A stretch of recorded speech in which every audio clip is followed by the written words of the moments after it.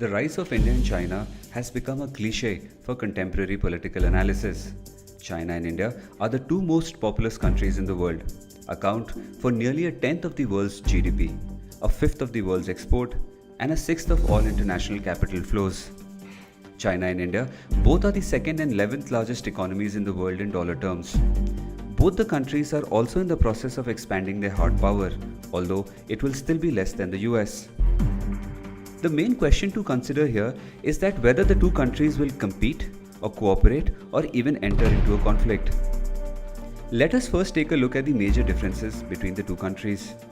In reality, both countries have very little in common. The main difference is the political systems of both the countries. In China, it is the government which sets out the national priorities and funds them.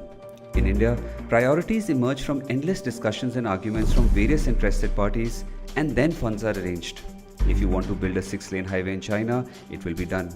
In India, you will have to fight multiple legal battles. This is because India is a fractious democracy.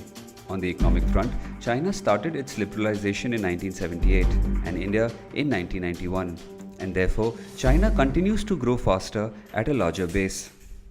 Also, China's state-owned enterprises are the most powerful motors of development. In India, it is the private sector that has bypassed the government and created fortunes. India is the land of individual excellence despite the limitations of the system. In China, individual success is the product of the system. However, despite a top-down approach from China, it has not all been rosy. There has been a huge cost in terms of human displacement, villages being flooded, lack of regards for human life, low-wage labor, and so on. Also, whatever is made in China, it is usually made by American companies. For example, from a $700 laptop, only $15 remains in China. Standards of corporate governance are low, stock markets are not yet fully developed, state enterprises which are economic motors are supported by the government, and investors have no confidence in China's legal system.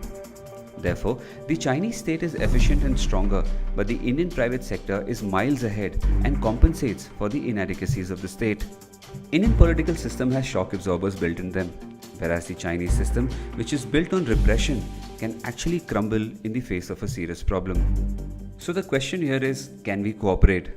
As the most populous nation on earth trying to uplift millions with harmony and inclusive growth, cooperation with countries on multiple fronts is an absolute must.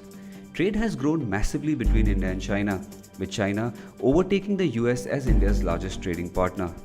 The trade is, however, skewed heavily in China's favor. In terms of cooperation, we are the best in IT software and managerial talent, and China has the expertise in manufacturing, making such scenarios an ideal way to cooperate in our areas of strength. Opportunities also lie in cooperation on regional and international forums, in areas of arms control, environment, and so on. Another area of cooperation is energy, where we need to work together for reliable sources of supply and secure sea lanes. However, some past and present issues do act as hindrances in mutual cooperation, such as the 1962 war, which still remains a thorn, the border disputes which continue till date, and China's support of Pakistan's use of terrorism in the UN. For China, India's support to Dalai Lama and giving the Tibetans in exile is an issue.